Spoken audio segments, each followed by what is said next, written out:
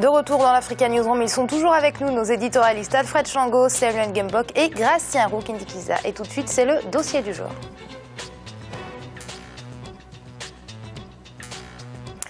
La classe politique burkinabé s'est recomposée depuis le 31 octobre, date de démission de l'ancien président Blaise Compaoré. Nous vous le rappelons, suite à la pression populaire, l'ancien président a été contraint de démissionner et depuis, le pays est dirigé par un gouvernement transitoire. Cette opposition, autrefois dans une posture de contre-pouvoir, se retrouve au cœur de la gestion de l'État. Retour sur une opposition qui est passée de l'ombre à la lumière avec ce reportage de notre correspondant Valentin Wendiam Compaoré.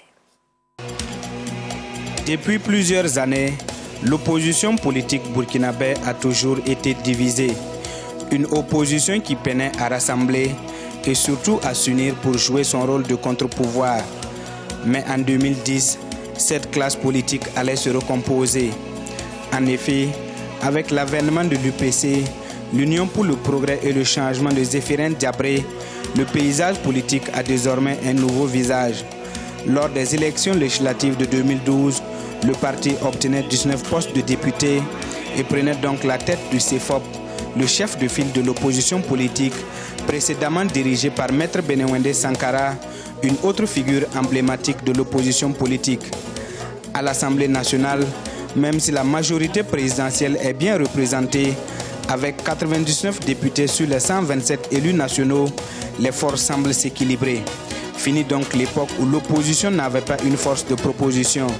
Sur le terrain, elle multiplie les actions de sensibilisation, des campagnes pour prôner l'alternance, un impératif selon elle pour un changement. Quelles sont les forces politiques en présence? Quelle est la recomposition du paysage politique? Qu'est-ce qui explique l'union actuelle de l'opposition? Le 4 janvier 2014, le CDP, le Congrès pour la démocratie et le progrès, connaissait sa première grande défection depuis sa création, le 5 février 1996. En effet, 3 pontes viennent de quitter le navire CDP. Il s'agit de Simon Compaoré, Roch-Marc Christian Kaboré et Salif Diallo. Tous 3 ayant participé à l'ancrage du parti présidentiel viennent de créer leur parti, le MPP, le Mouvement du Peuple pour le Progrès. Ces ténors allaient renforcer les rangs de l'opposition. Un apport de taille selon des analystes. L'ex-chef de l'État Blaise Compaoré minimise cette défection qu'il qualifie de normale dans un pays démocratique. Non, je comprends que dans la politique, on vient avec ses ambitions. Et lorsqu'on se rend compte qu'on ne peut pas, par telle ou telle position, atteindre son objectif, bon, on essaie de trouver une autre voie pour c'est même l'atteinte de ses objectifs. Ça arrive. Mais ça ne dépend pas. Moi, c'est pas des parents, c'est des amis politiques. On a cheminé ensemble. À un moment donné, il y en a qui changent de piste. Mon rôle aujourd'hui, c'est de débattre avec des individus. Je crois que ce qui m'intéresse, c'est qu'il y a des institutions dans ce pays. Je dois veiller au fonctionnement régulier de ces institutions, mais pas au fonctionnement, aux positions et aux volontés de positionnement d'hommes. Le ton est donc donné. L'article 37, qui faisait l'objet de doutes, sera révisé. Il se présente 2 options, la voie référendaire ou parlementaire. Une position qui intensifie l'union de l'opposition, qui même si elle trouve la révision de la Constitution légale, apparaît illégitime. 2 faits majeurs qui ont expliqué que l'introuvable unité de l'opposition est devenue une réalité. Depuis des mois, cette opposition-là s'est mise en bloc pour empêcher le pouvoir de Blaise Compaoré de charcuter l'article 37 qui allait pouvoir lui permettre de rempiler pour un 3e mandat. Et cette même opposition aussi a fait pièce la tenue du référendum. Après la démission du président Blaise Compaoré, suite à l'insurrection populaire, les agendas des uns et des autres ont changé. L'union de l'opposition réunie au sein du CEFOP n'est plus. En effet, dans une lettre en date du 17 novembre 2014, le chef de file Zéphirin Diabré mettait fin à ses fonctions. Mais derrière cette circulaire, il se cache un début de campagne selon des observateurs. Mais l'union au niveau de l'opposition, elle a disparu le jour où Blaise a quitté COSIAM. À partir de ce moment-là, les agendas des uns et des autres n'avaient plus rien de commun. Je pense que, et ça c'est normal, les partis politiques se créent pour la conquête du pouvoir. chacune des formations politiques burkinabè a sa stratégie et ses ambitions, et il est évident que l'UPC, le MPP, le PDS MEDBA ou les partis sankaristes réunifiés n'ont pas le même agenda, n'ont pas les mêmes stratégies. Donc cette explosion du CFOB-là est quelque chose de normal. Aujourd'hui, retour au jeu politique partisan, retour au jeu politique avec des débats, avec des idées plutôt, et ensuite le reste sera tranché par les électeurs. La révision de la Constitution a commencé à alimenter les débats depuis plusieurs années. Depuis cette époque, les politiques se préoccupent beaucoup plus de l'alternance politique qu'une alternative économique, selon le docteur Asablaga Seydou Ouedraogo, enseignant-chercheur et coordonnateur de Free Afrique, un institut de recherche économique. Notre personnel politique a eu 2 ans de fonctionnement agrippé au régime Compaoré dans un système plutocratique, est très habitué à faire des promesses infondées, est très habitué à faire de la politique politicienne et est très peu enclin à poser les vraies questions et à les traiter dans le fond. Donc de ce point de vue, nous craignons qu'on aille vers des déconvenues, vers des déceptions. En tout état de cause, ce que nous voulons dire, on ne peut pas récolter ce qu'on n'a pas semé. Dans cette insurrection populaire, les organisations de la société civile ont joué un grand rôle dans la mobilisation. Et pour l'après Blaise Compaoré, certains comptent rester en sentinelle. Les gens disent, ben, si vous enlevez Blaise, vous allez mettre qui? J'ai dit, moi ma réponse c'était la suivante. On enlève Blaise, on met un Marguya et on est là avec des lance-pierres. Si le Marguya ne fait pas le travail qu'on veut, ben, qu'il sache qu'il y a des jeunes qui sont là avec leurs lance-pierres. Donc que ce soit Michel, que ce soit Zida, que ce soit je ne sais pas qui, ben, il faut que la pression de la rue soit maintenue. Que les gens ils comprennent qu'on ne vient pas au pouvoir pour se remplir les poches ou pour faire des faveurs à sa famille et à ses amis. Aujourd'hui, le paysage politique est complètement chamboulé. Hier opposant, certains hommes politiques se retrouvent dans le gouvernement du lieutenant-colonel Isaac Yacouba Zida. Elle est donc au cœur de cette transition. Une transition qui durera 1 année et dont la mission essentielle est l'organisation des élections en 2015. Moi, je vois le Burkina après 2015, un Burkina grand. Un Burkina qui va donner l'exemple à la face du monde et particulièrement à l'Afrique. Un Burkina Faso qui a su capitaliser toutes les luttes, tous les efforts, tous les sacrifices des Burkinabés et des amis du Burkina Faso pour offrir à la face du monde un exemple d'alternative portée notamment par la jeunesse qui a voulu d'un changement radical. Le Burkina après 2015, beaucoup d'hommes politiques s'en préoccupent. Pour certains, si le rayonnement du pays dépendra de la réussite de cette transition, le futur président devrait proposer une alternative économique propice. Je pense qu'à tout le moins, ça doit être un grand patriote, quelqu'un qui aime son pays, quelqu'un qui comprenne très bien, qui a la lucidité politique pour comprendre le message fort envoyé par le peuple burkinabé les 30 et 31 octobre, qui est un message qui consiste à dire, en définitive, le peuple souverain, c'est lui qui a le pouvoir. On pense qu'il faudrait que ce soit quelqu'un qui comprenne les vrais enjeux de la société, les vrais enjeux de l'économie, les vrais défis qui se posent au Burkina Faso.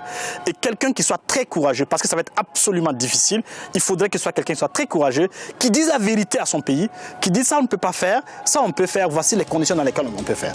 Le Burkina Faso compte plus d'une centaine de partis et de formations politiques. Tous ont un seul objectif, la conquête du pouvoir d'État. Dans cette classe politique, on assiste à des alliances et des fusions de toutes sortes. Chacun s'active et d'autres sont déjà en pré-campagne pour 2015. Les opérations de charme et de séduction se multiplient dans les villes et campagnes du pays. Mais dans cette pré-campagne, une question se pose. Quelle sera la place de l'ancienne majorité dans cette classe politique ?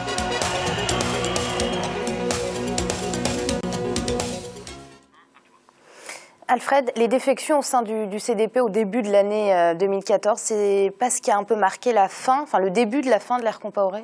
Amira, effectivement, ça a été un coup dur pour Blaise Compaoré, même s'il avait tenté à l'époque de minimiser justement ces 3 défections. Mais c'était un coup très rude, qu'il a su amortir, comme d'habitude. On l'a assez souvent répété ici, c'est un fin stratège, mais qui n'a pas su prévoir justement ce qui lui est arrivé au bout du compte. Mais c'était vraiment un signal fort qu'il aurait dû comprendre, qu'il aurait dû entendre. Mais il n'y a pas que la défection de ces 3. Il y a même le neveu du Naba Moro qui était son ministre de l'Intérieur, qui avait démissionné en janvier déjà aussi. Et les Moro-Naba même avaient déjà alerté Blaise Compaoré justement sur la situation réelle du pays et comment ça lui échappait, mais lui il était dans sa bulle, dans sa logique. Et au fond, le coup de grâce qui lui est porté le 30 et le 31 ne vient que confirmer effectivement cette désagrégation, cette désaffection qui avait déjà commencé auprès de l'opinion par rapport justement à la capacité de Blaise à pouvoir rester encore au pouvoir. Alors Samuel, dans des régimes avec un pouvoir fort comme là, au Burkina Faso, on a souvent reproché à l'opposition de ne faire que s'opposer et de ne pas avoir vraiment d'idéologie claire et des projets concrets. Est-ce que c'est ce qu'on peut reprocher à l'opposition burkinabé ? Absolument, c'est ce qu'on peut reprocher à l'opposition et le défi reste à relever pour l'opposition si jamais elle arrive à prendre le pouvoir après la transition. Le problème qui se pose au niveau de l'opposition globalement en Afrique, c'est que, et cela correspond d'ailleurs à la classe politique africaine, c'est d'avoir une vision sur plusieurs générations même, une vision nationale du développement et de la nation. Simplement, cela échappe énormément aux acteurs politiques du moment. Beaucoup sont ceux qui partagent aussi cette vision de construire un idéal politique qui puisse servir à la nation. Simplement, ce qu'on constate aujourd'hui en termes de corporation politique, c'est qu'il n'y a pas de programme politique qui puisse permettre non seulement de susciter l'adhésion de la population, mais également d'établir un diagnostic fiable, réaliste, froid sur les questions économiques, sociales, voire même culturelles du pays, qui puisse permettre de trouver une alternative à ce qui est proposé par des gouvernements en place. Et les gouvernements en place, généralement, ne font que la gestion quotidienne des affaires, la gestion courante des affaires, sans aucune réelle capacité de conception sur l'avenir, une programmation qui puisse obtenir une lisibilité, une visibilité de l'action gouvernementale sur plusieurs décennies, sur plusieurs, voire même sur un siècle. Cela n'est pas visible sur les gouvernements en place. Or, là où l'opposition pourrait avoir du pain sur la planche, ce serait de faire ce travail de fond, de réflexion, de proposition qui puisse permettre de susciter l'adhésion de la population. Malheureusement, ce n'est pas cela qu'on observe aujourd'hui. Et pour le cas du Burkina Faso, je pense que les défis restent à relever. Et juste une petite anecdote, quand Laurent Désiré Kabila prend le pouvoir en RDC, le jeune colonel James Kaberuka, qui l'a aidé à renverser Kabarebe qui a aidé Kabila à renverser Mobutu, il lui a dit « Cette acclamation que tu reçois aujourd'hui de la population te sera redite d'une autre manière, de façon beaucoup plus violente, si tu n'arrives pas à satisfaire les besoins sociaux fondamentaux de la population. » Donc l'opposition aujourd'hui a voulu le départ de Blaise Compaoré. On attend de voir cette opposition capable d'apporter des solutions fiables, crédibles, structurelles pour les problèmes auxquels les Burkinabés font face. Donc Samuel Gratien se demande si l'opposition sera à la hauteur des attentes du peuple, à votre avis? Au Burkina Faso, la question qui se pose, ce n'est pas vraiment si l'opposition sera à la hauteur, parce que l'opposition en soi va se présenter non pas groupés, mais séparés, parce qu'ils ont pratiquement le pouvoir. Ils ne sont pas au pouvoir aujourd'hui, on a vu les gens qui ont été désignés, et d'ailleurs c'est dit bien qu'ils ne vont pas se présenter. Mais l'opposition se trouve là, ils étaient unis pour se battre contre Compaoré.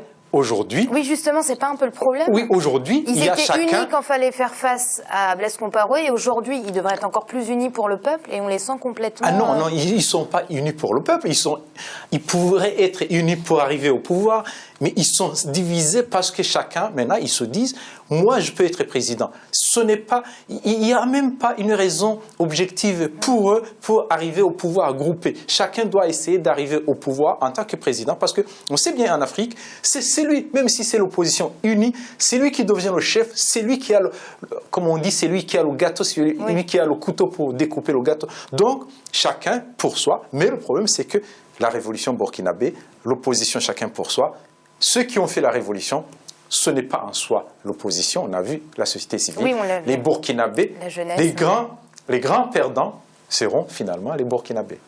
Justement, Gratien, Alfred, pardon, on peut reprocher justement à cette opposition qu'elle soit, on a l'impression qu'aujourd'hui elle est en campagne électorale. On le serait à moins, justement, puisque là, il reste combien de mois jusqu'en novembre de l'année prochaine? Pas beaucoup. Donc, s'ils veulent vraiment entrer en compétition, ils sont sur les starting blocks maintenant, ils doivent y aller. Comment Franco?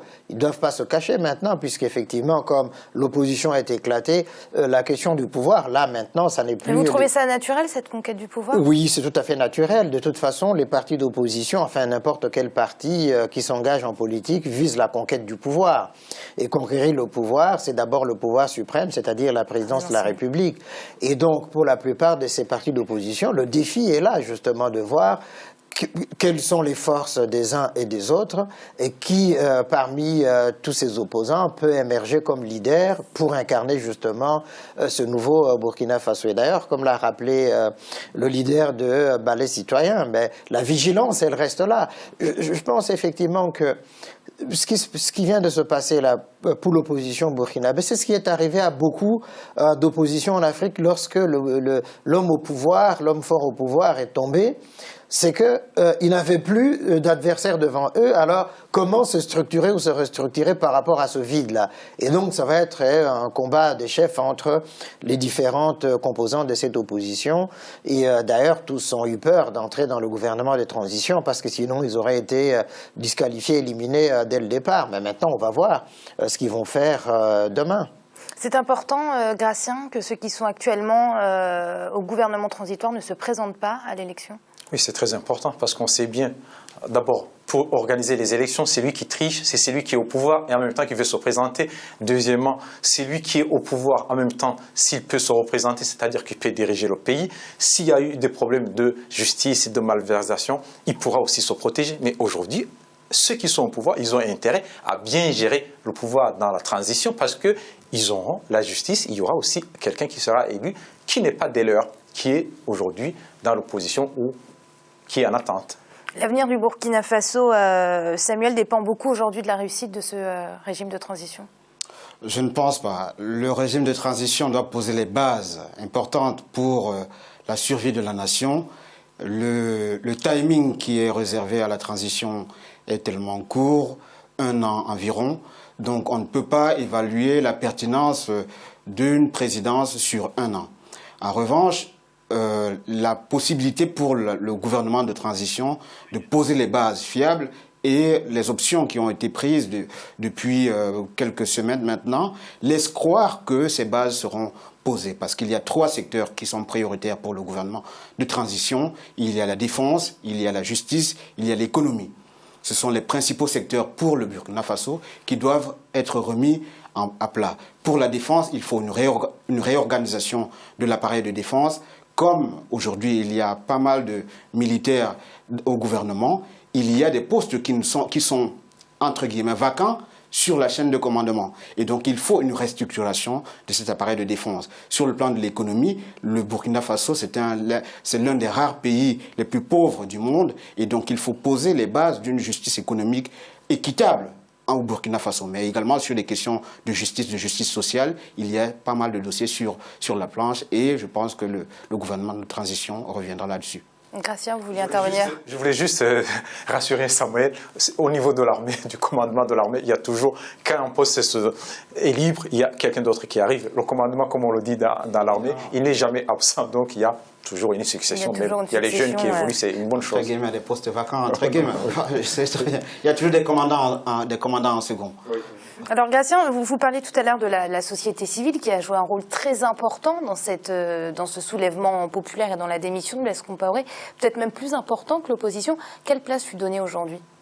Oui, la société civile doit avoir une place. Aujourd'hui, c'est la transition. Je pense qu'il y a certains qui sont ministres, d'autres qui sont dehors. Mais après la pré-transition, il faut que la société civile soit vigilante. Et je dirais même un rôle qui est presque officiel d'observation, de critique éventuellement, de consultatif, parce qu'ils ont joué un rôle. Il faut aussi qu'ils participent dans la gestion de ce pouvoir d'une façon ou d'une autre, ou éventuellement on peut réserver des postes au niveau du Parlement et aussi au niveau du du Sénat, tout dépendra comment ça peut se faire, pour qu'il y ait au moins un regard toujours de cette société civile. Vous êtes d'accord, Alfred, pour ce rôle très important qu'on doit donner à la société civile? De toute façon, la société civile n'a pas attendu justement qu'on lui octroie cette place-là pour justement jouer son rôle. Sans elle, effectivement, il n'y a pas de deuxième révolution burkinabé. Donc, je pense effectivement que la société civile doit être à l'écart du pouvoir pour jouer ce rôle de vigie qui est nécessaire, qui est important. Et pour rappeler justement, à juste titre, à ceux qui arriveront au pouvoir demain, l'importance de tenir la parole, de respecter les engagements qui sont pris par rapport justement au destin du pays. Merci Alfred, c'est l'heure du rappel des titres. Le président kenyan Uhuru Kenyatta a limogé ce mardi le ministre de l'Intérieur et le chef de la police et a promis d'intensifier la guerre contre le terrorisme. Une annonce qui intervient après un nouvel attentat perpétré par les milices Chebab dans le nord-est du pays. Un attentat qui a fait 36 victimes. Qui succédera au chef de l'État Robert Mugabe à la tête de la ZANU-PF, le parti au pouvoir au Zimbabwe? C'est ce qui sera décidé à l'issue du congrès du parti qui se tient cette semaine et un nom revient plus que les autres pour prendre la tête de ce parti. Il s'agit de l'épouse du président, Grace Mugabe. Nous allons marquer une courte pause. On se retrouve dans quelques instants pour la troisième et dernière partie de l'Africa Newsroom. À tout de suite.